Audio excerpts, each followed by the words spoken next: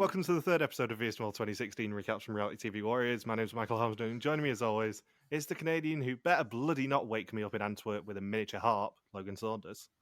Good afternoon. And the guy who has no problem spending so much time with strangers, David Bindley. Good morning. Good morning. I was thinking about this when I rewatched this episode last week, and I think we did T. Saunders with it when we recorded episode 2. That would be so irritating to be woken up to the soothing sounds of a master plucker playing his miniature harp at like 6 o'clock in the morning. Yeah.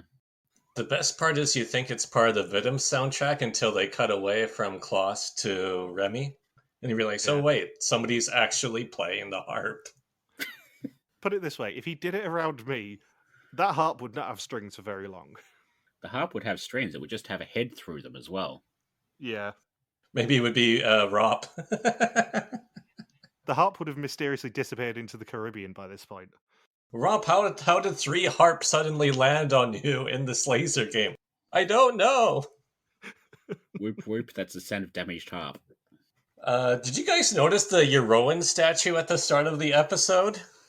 No, which one? No. The good Euroan or bad Euroan? The good Euroan from last season. Was he sitting down? No, he's actually standing up. If you go to 2 minutes, do this right now. Go to 2 minutes and 34 seconds of the episode, and the statue looks like he's calling out for Rosario. It made me laugh for way too long. It does.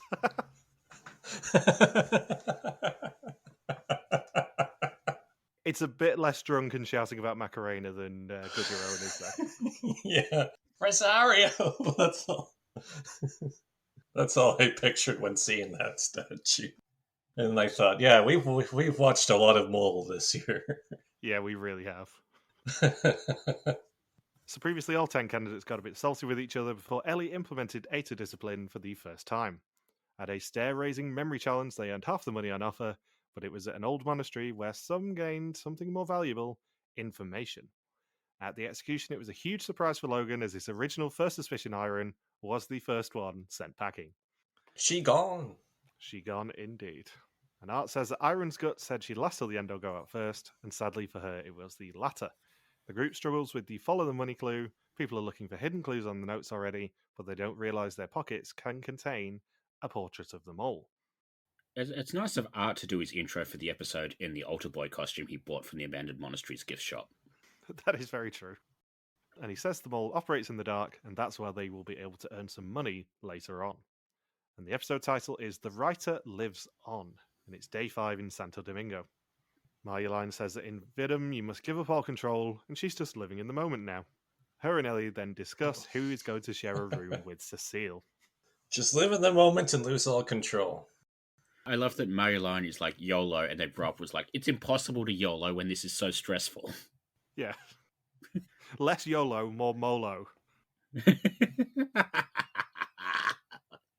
And as Bindles alluded to, he says that it's a pressure cooker and it's getting a bit awkward. He's not used to spending so much time with strangers. Mm. There's a lot of construction going on in this town. A lot of construction in Santo Domingo. Yeah. Well, I found that when I was in the Caribbean last year as well, in that there's so much building work happening on most of the Caribbean islands. It's just a fact of life for developing countries. Mm. And the prairies in Canada. Yeah. Developing countries have a lot of developers. Yeah, who'd have thunk? Also, how is social experiment a meaningless buzzword in the Netherlands as well?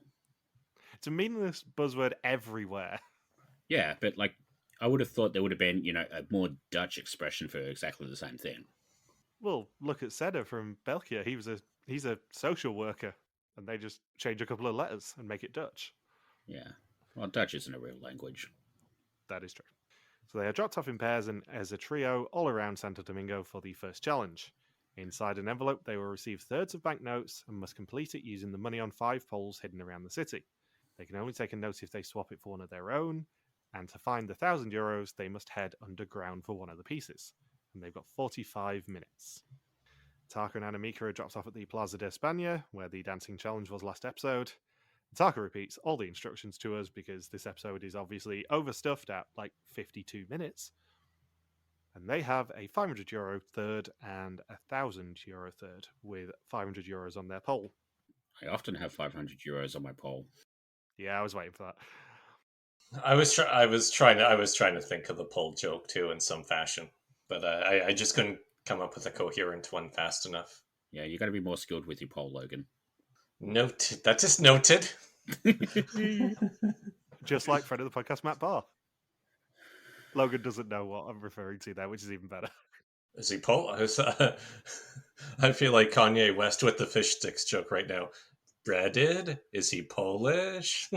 I suspect we won't end up discussing this on next week's Spellcure episode, but Matt Barr, friend of the podcast, featured on a daytime show in the UK 2 days ago, I think it was, because he's claiming that he has Britain's largest penis.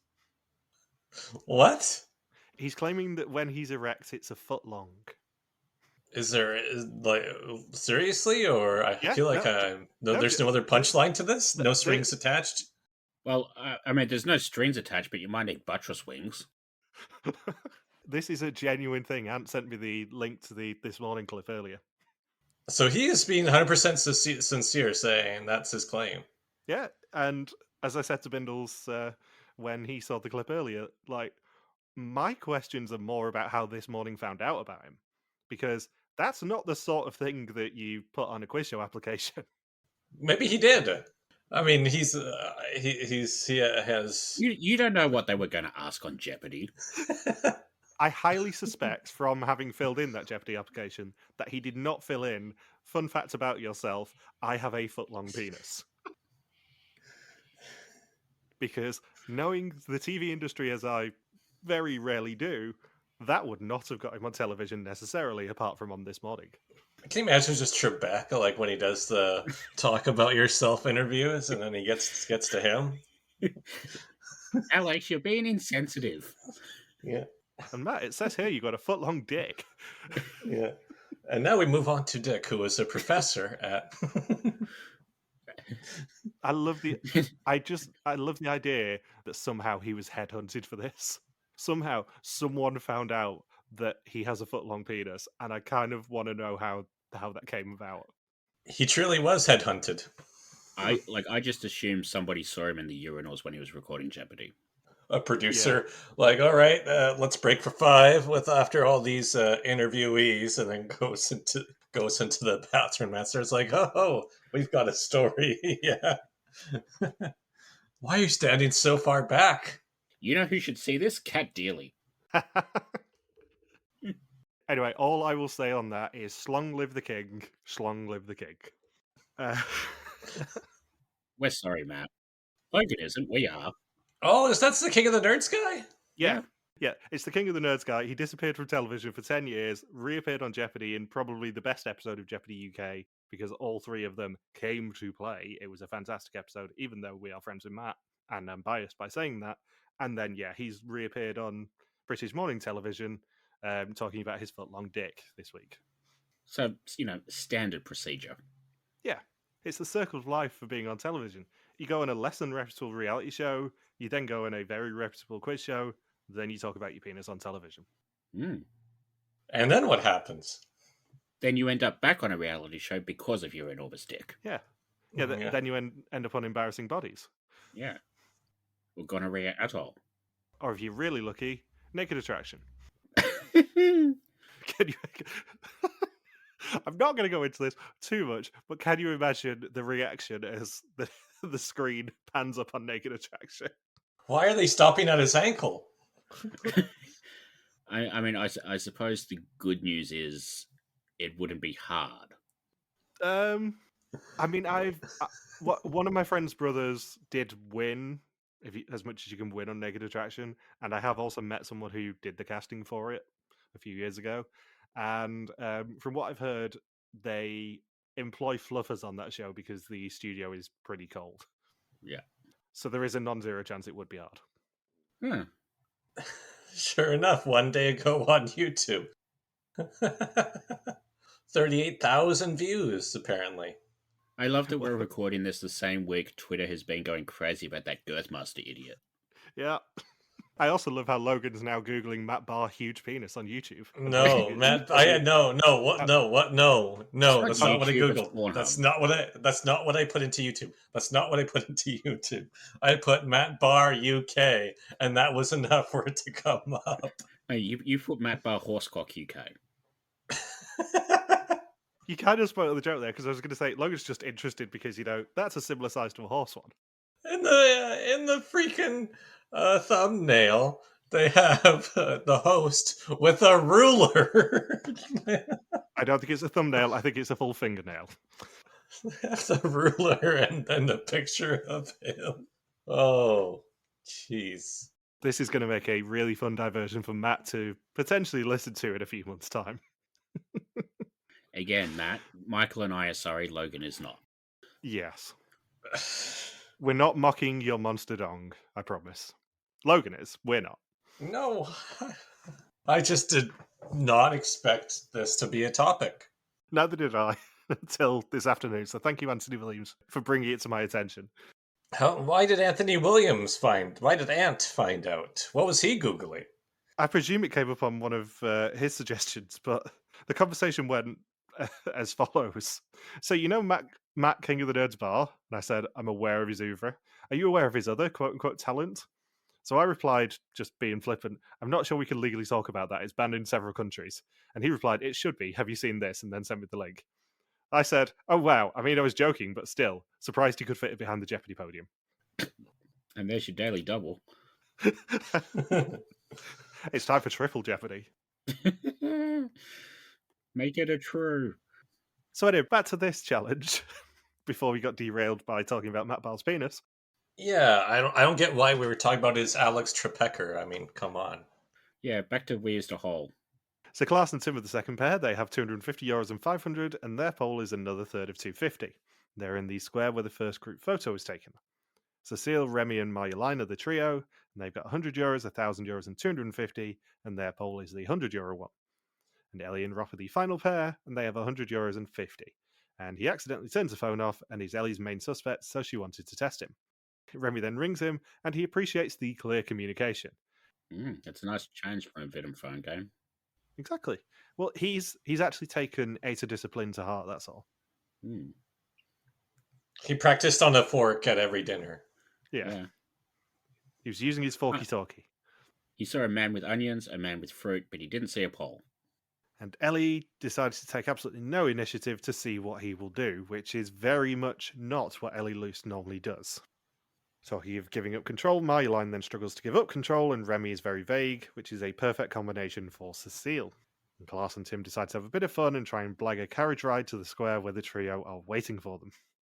God, Tim just sort of wasting time trying to get the locals to speak Dutch and stop for high fives. Yeah. That was a bit awkward. Yeah. They've already experienced enough colonization with the Spanish. Well, to be fair, the Dutch and the Spanish don't really get along. Rob and Ellie then go to the wrong square with half the time left, much to Remy's frustration.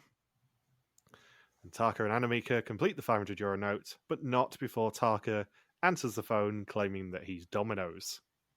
Does he have pineapple on his pizza? I hope not, because that is a literal crime against pizza, so we've heard. You know what was really, really bizarre? Is while I was watching that, I was waiting for a Domino's pizza to show up at my house. I'm not even kidding. I was thinking, and I rarely get Domino's. And guess what I had for dinner this evening? Pizza?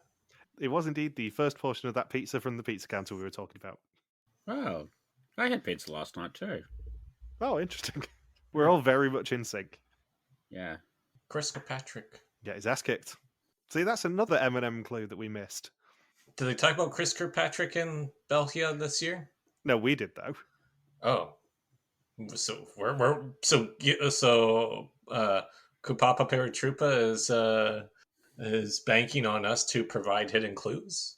I believe the premiere title was "It's Just N," inspired by you saying that you were going seeing a fifth of NSYNC, so therefore you were just going seeing N. Just the N. Although to be fair, I think Chris Kirkpatrick is the S. Is he? Yeah, it's the last letters of the names, isn't it? Ah, I never realised that. But there's Lance. He's the C. Yeah. They It's don't not do an exact the science. last consonant in each of their names. Yeah. You can't call them ensign. Yeah. It's Justin Timberlake and other people, not Vanna White and other people. You don't get to buy a vowel.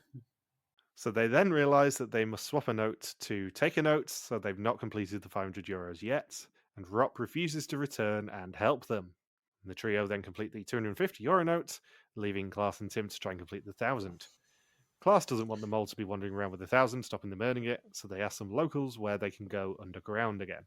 I like how the producers essentially probably watched this scene from The Simpsons with the Quickie Mart with the take a penny, leave a penny, and thought, how about we turn this into a full challenge?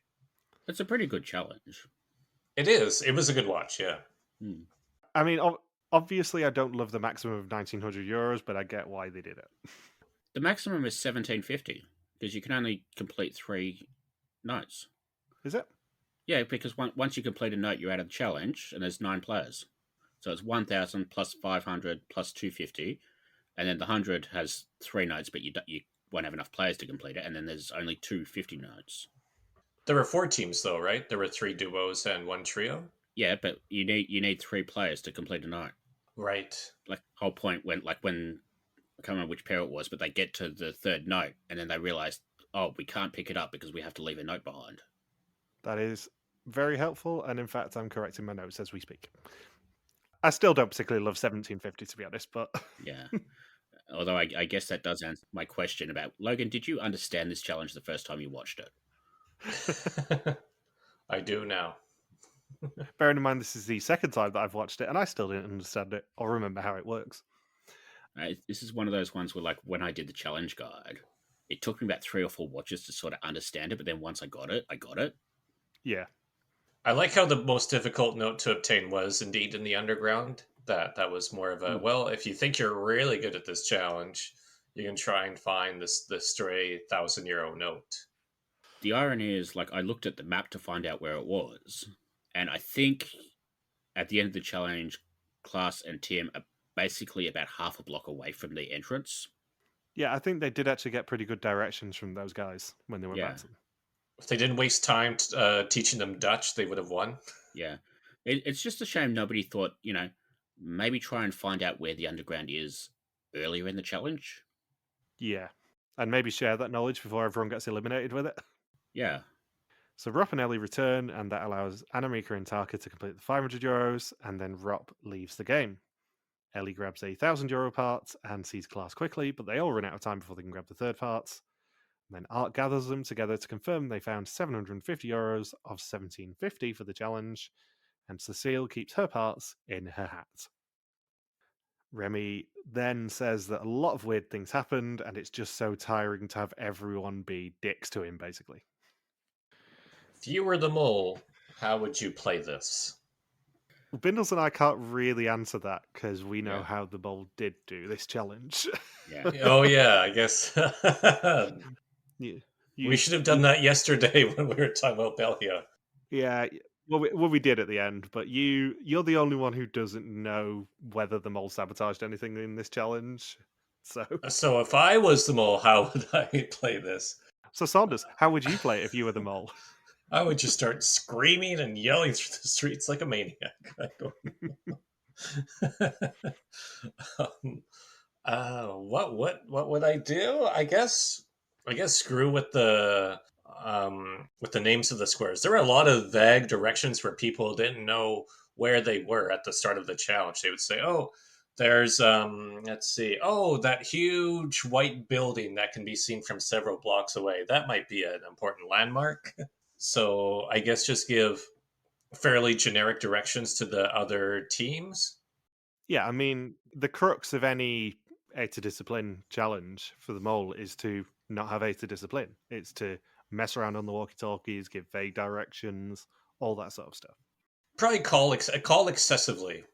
Yeah, to just be as unhelpful as is physically possible, I think, is the general mole tactic for a challenge like this. And I suppose sort of it kind of helps the mole a little bit that everyone was dropped off sort of somewhere they've been earlier in the season. Like one group was dropped off at the staircase, one group was dropped off where they took the first group photo, etc. So that's what you use to remind people where you are, and then you sort of realize later on, sort of 10, 15 minutes of the challenge, oh shit, we don't actually know how to get there from here. Like, we know where it is, we just don't know how to get there. Yeah, so I guess it's more of just describing where you are with generic directions, but not be helpful in terms of how to get from point A to point B, where you don't say, well, we walked a block and this is where we are now. Yeah, because on the surface of it, you'd probably say, oh, the mole can just hide some of the notes, but the mole is never left unattended in this challenge. There's never a point where people go solo in this challenge, so I don't think you can get away with hiding notes or anything like that. Yeah. Isn't Ellie solo for a little bit after Rob goes out of the game? Yeah, but I don't think she's the mole. Yeah, no way. Didn't we basically say you can just exclude her on your suspect shit list? sauce. Yes, I did, yes. So I don't think that was sabotage. I can rule that one out. Yeah. So at lunch, Tim asks to see the pot. The money is still a mystery to them, and he doesn't trust that no one will sabotage. But they also, after the monastery, suspect that there may be a clue in the money. And they spot that the circles on the back of the notes make a photo eventually, and it looks like it should be a pattern. The best part about it is that the designs on the back of most of the notes, I think, match a Rop shirt perfectly, which made me laugh. Bindles and I were discussing this earlier in the week about the whole portrait of the mole clue on the back of the money and stuff. And I hate it especially, and we'll get into this more towards the end of the season. I hate it especially because it's a logistical nightmare for them to do. They obviously wanted to keep putting these notes in to make it possible, but if they printed a set amount of notes at the start of the season, then it's physically impossible to complete this clue, and therefore it's pointless. And there's one other part with it too. Oh, it's like I like how they just all keep staring at it like it's a 3D image. They're like who is it, Mr. Pittman from Seinfeld, the old guy who just gets obsessed with the 3D picture. I feel like the scene could have gone on for much longer. I mean, not to spoil the way the portrait looks at the end of the season, but it's so bad it looks like Art just got his friends to make some pixel art. Some pixel art? Yeah. It's not even the profile picture of the mole that was actually used in this season anyway. It's a separately taken picture. And also, it's not square, it's wonky. You'll see what we mean when you actually see the full portrait of the mole at the end of the season, because they do reveal it, obviously. But it's really, really wonky, the way they have to do it to make it line up. It's like, you remember that billboard challenge in El Salvador, where they basically stuck trying to make a little portrait of Queen Beatrix in the rain? It looks worse than the end result of that. Ooh. It's truly terrible. Well, at least there's one hidden clue that wasn't super obvious. Yeah. I mean, the fact that everyone solved the fact that it would be a portrait of the mole on the back of the notes after 2 and a bit episodes is a failure of production, I would say. Yeah. It's more swing for the fences than the monastery clue ended up being, but still. So Marieke says that when you play Vidum, you hope for something exciting and scary like the monastery, but also paintball or a laser game. And in the evening, they head to the Fortaleza de Santo Domingo, where it's a literal war zone, for a big situation, otherwise known as the laser game. All they have to do is reach the fort behind Art, but it won't be easy. Their lives are worth a total of €1,500, but who is worth what is up to them. And they must decide how much each other are worth before they run. Continuing our theme for the year as well, there are also doublers in the field. If they pick those up, they can increase the pot even further. And class as treasurer is given the money to distribute. Something that wouldn't air in American reality TV, you wouldn't have a confessional of we're being chased by malaria mosquito drones. Although this was 2016, so drones were everywhere. Yeah, I must also point out these are not drones, these are quadcopters. There is a difference, and I have mentioned this before. Quadcopters have 4 blades. Okay, nerd. Message Tim right now and say, hey, you know that confessional you made back in 2016? Well, you, sir, are wrong and a dumbass. And that's the end of your message. I know it was the best part of 9 years ago since you filmed this season, but you are wrong. Someone on the internet complaining about something? Unheard of. 9 years later? What? I believe the distinction, and I'm sure someone will correct me on this eventually, is that drones have 2 blades and quadcopters have 4. Yeah, send that to Tim. Send that to Tim. And then he'll be like, he'll read it and be like, oh, I can't believe I said that. Damn it. To be fair, maybe the drones were playing a doubler. Yeah. They're playing a double game of their own. So they give the most money to those they think are going to do well, namely Ellie and Taka, and less to those who they think won't do so well, namely Cecile. Ellie is a done deal. She knows everything about dodging and shooting, apparently, which I'm sure is a great indictment for the Amsterdam police. Especially in a challenge like this that has no shooting. Yes. Famously, no shooting in this laser game. And they decide to send someone out as a scout, and Tim volunteers because he's a sacrificial lamb. Does it seem weird to you two that they made Tim, of all people, the guinea pig? Like, I would have thought he would have been one of the people who would have done better, like, just looking at this cast. Yeah, I think if I was going to send a sacrificial lamb out, as much as I love her, it probably would be Cecile. Yeah. I would have gone with, like, Cecile or Marjolaine, like, one of those sort of people. Instead of, the fit young guy who probably runs fast. And also, there is no time limit on this that we see. They can take as long in the field as they want. It's very rare for a Vidum challenge to not have a time limit. Yeah, I mean, I'm sure there was an off-air one, given that it was the evening and they wanted to go to bed. Yeah. 4 hours. But there was no official time limit that we heard from or saw in the screen. I wonder if they sent Tim out because they thought he has, like, the most, I don't know, just the type of person you would think to have game knowledge, like video game knowledge, where you just have an idea of how to describe where the different things are located and where to go. Maybe they're thinking more of like a video game brain. Maybe.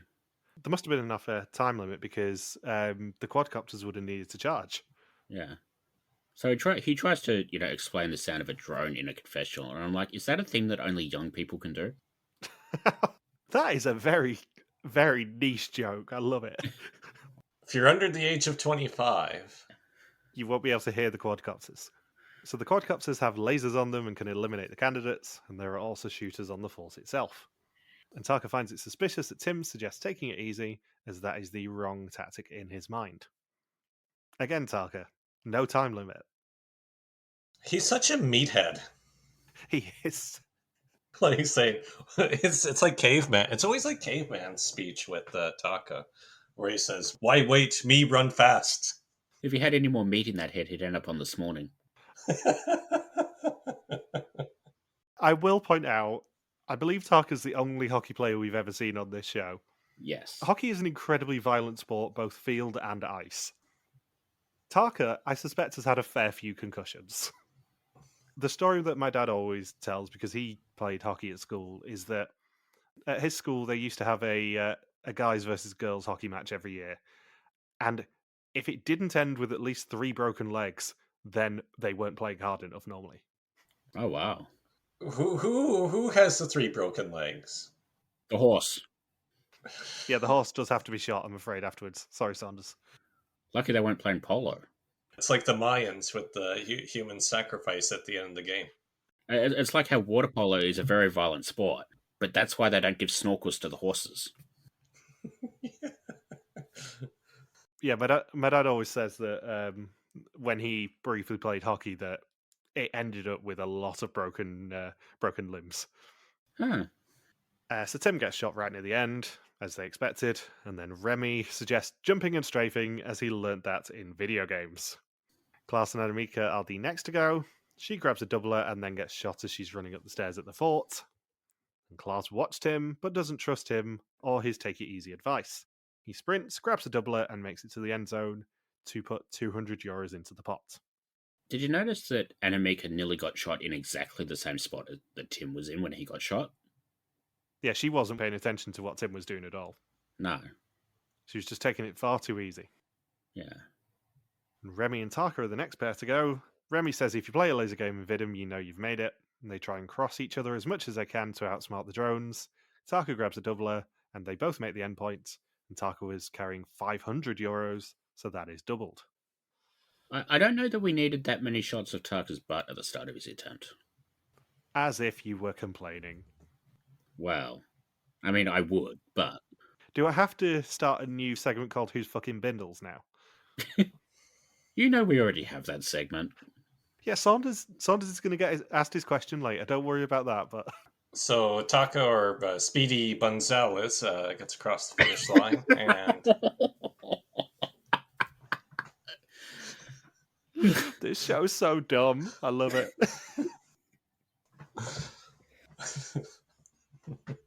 So Ellie and Roth are the next pair to go. He can run, he can dodge, and he wants to show them he's got it in him.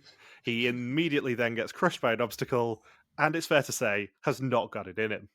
Unless the thing in him is one of the poles carrying the net. give that man the $10,000. This isn't America's Funniest Home Videos, Homer. I had completely forgotten about this, and it really made me laugh when I rewatched this episode. I've fallen and I can't get up. What do I do? I mean, not to ruin however long the rest, later episodes are, but Rob's a comedian, and this is the funniest thing he does all season. He's like Bender from Futurama when Bender's on his back and he can't get back onto his feet because he just struggles there like a turtle. Rob's like a turtle for quite a while when he gets trapped underneath the box, the crate, the pillar, the slab of concrete. And the best thing is, as soon as he takes so long to do it that as soon as he gets out, he runs straight into the path of a drone. I was going to say my favourite thing is the snipers take so much pity on him. They don't go for him while he's trapped in the net. They let him escape and then let the drone get him. Venom rarely goes into like full-on blooper reel mode, but in this case they did. Because they showed Rob getting caught the first time, falling amongst the boxes, and then they replay it in slow motion. I was waiting for like the 1970s style, like Scooby-Doo music where they run back and forth in the hallway between the doors. I was waiting for that kind of just blooper reel, just replayed in slow motion, then super fast motion, and yeah, that's what it seemed like. It totally takes you out of the episode. To be fair, if this episode had any more bloopers in it, we would have seen a scene in the first challenge of somebody being told where the underground entrance was and just been going, descend? What does that mean, descend? I think it means, what's vertigo? So Ellie obviously loves the laser game. It's everything she does in the police. She reaches for a doubler and makes the end. She was like a fish in water. However, she did not grab the doubler from the pole. I feel like they were clowning on Ellie a little bit there. You think? Yeah, because she got like one of the confessionals, like Amazing Race Ron being like, oh, this is just like being in Baghdad, about how this is exactly the sort of thing she's trying to do as a cop. And then they show her missing the one job she had to do. You mean to tell me for a second that this season of Venom takes the piss out of Ellie Lust in any way, shape, or form? Oh no, she's Ellie Lustin. You would never do that. So Marjolaine and Cecile are the last pair. Cecile apparently once had a form where you could own up to your own fashion sins by wearing white leggings. And she's basically doing it now. She looks like a hockey mum, and Rob loves it. I can't recall a time where somebody has just laughed for so long in their confessional trying to describe a situation. Do you remember how I said that Cecile Narix is an absolute icon? This is the sort of shit I'm talking about. Yeah. I mean, my entire note for this section is, and then Cecile Narix does a laser game, feat Margarine Koenig. Yeah. Like, this cast is just full of weirdos, and this is a sort of moment where it pays off. And she succeeds. She gets across. Yeah. Marjolaine gets shot first, leaving just crazy cheerleader Cecile. She has a moment of madness and grabs the doubler and makes it, and she claims she was not wearing leggings, it's white skinny jeans, and she's sticking to it. They should have put the whole 1,500 euros with her. They would have had $3,000. Just bet the house on Cecile. I have a question. She tells us, it was a crazy move for her to grab the doubler, but wasn't she the last person? Yeah. I think she more meant that it was a crazy move because it was in the path of a drone or something. Okay. So Art returns and confirms that Klaas earned €200, Cecile got 200, and Taka got 1,000, as well as another 300, for a total of 1,700 of 3,000 for the challenge. 1,700 is a pretty good win for a challenge when they were initially told the total price was 1,500. Yeah. I do wonder what the bare minimum everyone was allowed to carry was, because there weren't enough doublers in the field to let everyone have one, I don't think. Certainly not that we saw. No. I think €50 because they had set notes they had to use. Yeah, I wonder if people were allowed to run with 0, though. Yeah. And Rop says in confessional that Marieke gave herself €200 for the challenge and grabbed a doubler, but got caught at the last minute, and her disappointment doesn't seem authentic to him. They then go out for a beer afterwards, and a band plays La Bamba for them. Again, Year of La Bamba. And Cecile celebrates by putting her MP3 player on in the bus and plays Anita Maya. Which I think was one of the mime karaoke songs in Czechia. Almost certainly. Feels like the sort of thing they would do. Yeah, anyway, this very much does not date the episode, Cecile plugging in an MP3 player to the bus. Yeah. And for the Canadians amongst us, MP3 players are coming in about a decade. I don't know. I'm good with my LimeWire account right now. Yeah. You'll soon learn about iPods and creative Zens. Yeah. Tell both your friends on Friendster. Come on, we're up to MySpace now. Are we in your top 8, Saunders? No. Rude. No, the entire top 8 is Matt Barr's penis. It's BoJack Horseman, Mr. Ed, Seabiscuit, Secretariat. New feature, can Saunders name 8 different horses? He got up to, what is that, 4? You got up to 4, yeah. It's just gonna be all BoJack Horseman characters. Red Rum, that's one. This is a fascinating game of Nay That Horse. Nay That Horse, yeah. Oh, God. So it's day 6, and class looks on lovingly while Remy plays a mini harp in the hotel room. Apparently he does it every morning, which feels to me like it would be bloody annoying 6 days in. It feels like there are better ways to keep your fingers in working condition in a hotel bed in the morning. Maybe Klaus just likes it because it's his own theme music. And they head up into the hills for the final assignment of the episode. Art says to us that the old moles warn them that the mole doesn't mind if money comes in sometimes if there's an opportunity to take it out later. Not everyone took that advice to heart. When they won in the fort, Remy challenged the mole and said they were failing. A surprise awaits them, which could cost them dearly. The fun thing is, from memory, I don't think the old moles ever actually did warn them of a plot train, or at least if they did, we weren't shown. I think the closest the old moles came was saying that the mole doesn't mind occasionally if money goes into the pot because they'll have a chance to take it out later. Yeah. I think Art was actually telling the truth when he said that, because I remember it from the last episode notes. They didn't specifically say there would be a pot train coming, but, it's Vidum, of course there's going to be a pot train coming. You can't have happiness in this show. So at the Parque Mirador de Engombe, they find him waiting. He does his test speech to their faces, and one person will receive power over the test and decide which 5 questions won't count for anyone. But the question is what they are willing to bid for that power. And from now on, they are given a vow of omerta. Only the second highest unique bid will be accepted. The main question with this is, do you think this is actually an advantage? Is this the only time they do this twist in Vidum? Yep. I mean, as much as Vidum sort of does the same kind of challenges over and over, like the Path of Temptation, the laser game, all of that sort of stuff, they don't really repeat a challenge. I'm pretty sure there's a couple of other challenges where they can affect the test in different ways, but I don't think there's anything like this again, which is good because this is not good television.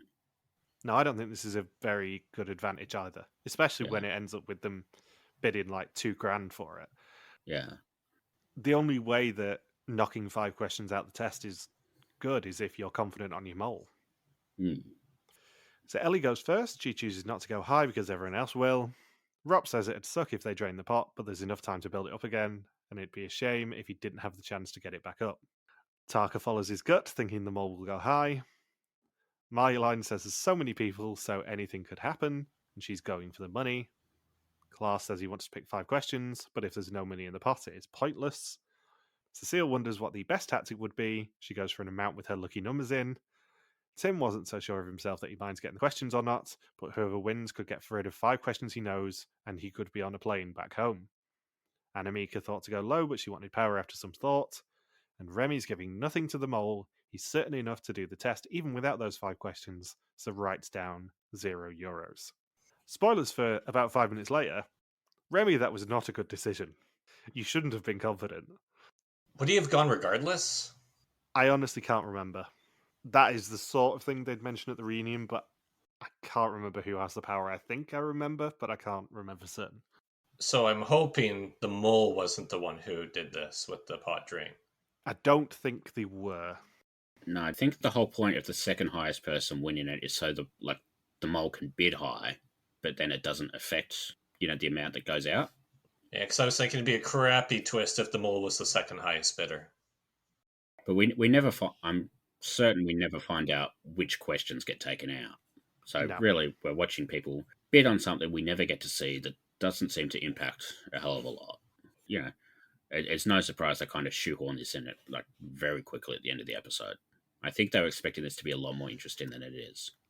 I think, too, it's funny because yesterday we just recorded the Belgia podcast about the doublers. If it's okay for a twist to not fully play out to its full potential on TV. And then the very next day we're talking about a twist that definitely did not play to its full potential. Or maybe it did play out to its full potential. And this is because I was thinking, how could this exact twist play out in an interesting way? Yeah, I mean, there is a certain degree of irony in us doing that entire conversation yesterday when the first bit of this season especially has a lot of twists that just do not land. Yeah. Between the old moles at the monastery, the whole sneaking the portrait on the back of the money, which gets busted way too quickly. They're already talking about it in episode 3, which I don't think was production's intention, and then ending this episode with this twist. Yeah. I don't think any of those played out the way that production hoped they would. No. Yeah, but this specific one to impact the quiz, it's just that the audience can't play along with it at all, and it's too convoluted to properly explain at the reunion as well. Because I'm guessing they don't. Because my assumption would be it would take way too much time to say which 5 questions were pulled from the quiz, how that impacted who was executed, and then also everyone's bids. They're not going to have time to really explain that at the reunion. Yeah, if I remember rightly, they reveal who got the advantage here, but they don't reveal the 5 questions. Yeah, I think they might have revealed who would have gone home as well. In fact, I'm pretty sure they do. But I think what this really needed is some sort of way for us to see all of the bids and then sort of use that to try and work out where the mole might have been in the overall ranking of the bids. I think they should have also revealed who had the winning bid too, because that would have caused tension within the group and conflict as well, as opposed to, it's completely anonymous, you'll never find out. So there's no real payoff to, because the pot drain is supposed to create tension, it's supposed to create conflict, like we've seen with Belgia or earlier this year with Vidum, where the pot drain is supposed to be the big little betrayal, and you got to figure out was the mole involved, or was it just a contestant who went way overboard and now is completely outcasted by the group. Here we don't have any of that. It's just a couple €1,000 are taken out of the pot and Remy are gone. Yeah. Do you think it may have been impacted by the backlash from the previous week? Do you think they maybe went back and changed the ending of episode 3 in terms of giving us the information? Well, the information's already out there. 90% of people are locked in on the mole. Yeah. It's not like they can undo that clue. They could have just outright said, this person is the mole, and this is how their sabotage is as the season goes along. I mean, in terms of your idea of showing us who bid what, maybe they went back and hid all that information to at least try and hide the mole a bit more. Maybe. I think from memory, it took a few days for the hints in that monastery challenge to sort of for people to put 2 and 2 together. And I think by the time, those hints sort of became public knowledge, I wonder if there might not have been enough time to re-edit the episode. Yeah. That's the only thing I could think of. Because I know it was discovered in enough time that a lot of people on suspect list changed that week to the correct person. So it's now time for the test. 20 questions about the identity and actions of the mole. Whoever knows least goes home, except for the mole who can never go home. Ellie says that Rop is top of her list. She decides to keep spreading, though. Rop says it's become clear that they'll lose someone every few days. He suspects Marieke as she creates confusion. Tarka also keeps spreading, but his mole could be Ellie. She didn't grab the doubler, but she did win money in the laser game. Marjolein went for 3 people last time, Ellie, Rop, and Marieke. Remy did some weird things yesterday, so he's been added to the list. Tim is class's main suspect. He lost €50, but he gave bad advice. Cecile says Ellie again didn't do well. If she could grab a doubler, then Ellie could grab a doubler. She missed a poll and didn't see the €1,000 as well. Her A to discipline does not mask her sabotages. Tim says he had iron on his list, which means he was wrong, so he's rethought his choices. He's on Marieke. She's fanatical but screws things up. Marieke says Tim is hard to read and class doesn't really add anything. He brings in money, but he makes sure there isn't any money still left in the pot. And Remy says the only thing you can trust is a statistic of who it isn't. Keeping the right mole in your sights is the only way to keep yourself in the game. Spoilers, Remy did not do that. Ew. Art chills at the execution table before announcing that 2,345 was the second highest bid, but they don't have any €5 notes in this season, so he knocks it down to €2,340, meaning that they have earned 110 of €4,750 for the episode and €1,810 of €11,750 for the season so far. He doesn't announce who had the power, but he does instead show that Ellie, Tarka, and Tim all got green screens before Remy gets the red. And we get another instance of Art having to tell them they can say goodbye. Which, like, if this was Belgium, somebody would have stuck "you never can say goodbye" on their playlist, and they would have used that as a clue. Oh, almost certainly. You know what should have happened is that when Remy gets executed, he should be all sad, grabs his bag, pulls out the harp, and plays out his own exit music all the way to the car. See, that's why they've never casted a trombone player. I can also tell you at this point, Saunders, that Remy was my first suspicion. Oh. Well, that was dumb. I know. I'm aware of that. He wasn't in my top 3 in week 2, which is all that matters. Why would you have him as your number 1 suspect? He wasn't the mole. He was mega sus in week 1. You understand how more the show sus than works, Iron right? was. I mean, those in glass houses should not throw fucking boulders, Mr. Saunders, with Aaron Mullane as his first suspect.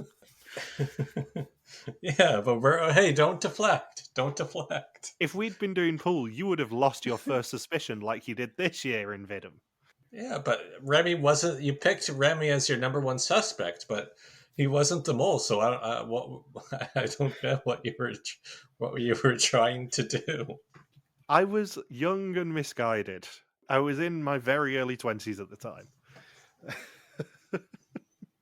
So he says he made an educated guess, which is the best you can do. He doesn't regret his 0 bid. Bidding so much is useless as you won't have any money left in the pot. He had an incredible time, and he says it was once in a lifetime. And it is. He never comes back. He gone. Yeah.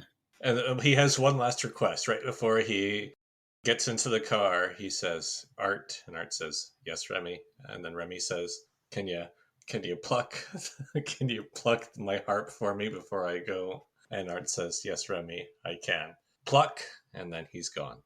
And on that note, who's plucking, Saunders? Who is plucking? Okay, let's take a look at these mother pluckers. Maybe Marieke and Your Marieke guess last week worked so well. Not Rop. I would say Marieke and Tim. I'll go back to Marieke and Tim. Interesting. You'll find out in a few weeks. And my number 2 and my backup choice, Cecile and Remy. Okay. So next time, the group heads to the beach. Cecile kayaks, Tim gets confused, the black exemption enters the game, and the chest is atop a cliff, which could bear a lot of fruit. Who do you suspect, Saunders? All right, so my number 1 suspect is Rop. Is Rop on your list? He's Rop on my list, yeah. Yeah. Then Clace and Marieke then it was Remy, but he gone. Maroline, Cecile, Taka, and then Tim. Interesting. I assume it is, because you know who the mole is. And who do you think's going home next week? Maroline. I think Maroline's gone. She gone. She gone like yesterday. She gone. And Also interesting. yeah, but she's not going to have a harp, luckily. But seriously, Remy, all Remy had to do was play. Remy just needed the harp to play himself out. I can't believe he didn't go through with that. About this point in the season, I kind of forget which order the people go home in, so it's sort of interesting trying to, listen to Logan pick who's going to go home next when I don't remember who's going to go home next. I definitely remember who goes home next week. Okay. And do you want to eulogize Remy? Is there enough to eulogize him for? Or should we just tell him to pluck off at this point? Yeah, pluck off, Remy. Pluck off. I mean, he seemed nice.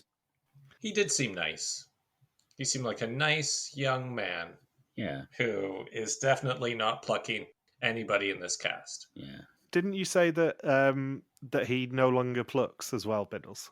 So it sounds like he's sort of branched out into other instruments. So he's still doing the harp, but not exclusively harp. Like he's doing guitar and all of that sort of stuff. He was a plucky upstart, was he? Yeah, basically.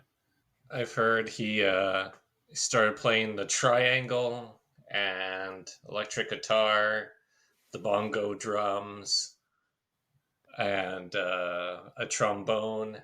I think that's all 5 instruments from Donkey Kong 64. He bongo. And one final question, because I've got to ask you the suspect list question, Saunders. Was the mole shot in the laser game? Is your bonus question this week. The mole shot. Was the mole shot? The 4 people who were shot were Tim, Marieke, Rop, and Maryline. No. The mole was not shot. Okay. Interesting. Anything else you guys want to say about this episode? No, I'm good. This was really fun until the last 10-15 minutes. And then it just kind of... Once they get to the auction, I'm like, get on with it. Hurry this thing along. They were too much money. We got to introduce a pot drain. Yeah. You know how Vidum works. Yeah. What? 17.50 in one episode? We can't have this. Our budget can't sustain this show. Here, guys, quickly bid 2,000 euros. I think from memory, this is the only pot drain, though. Yeah. I don't remember another one anyway.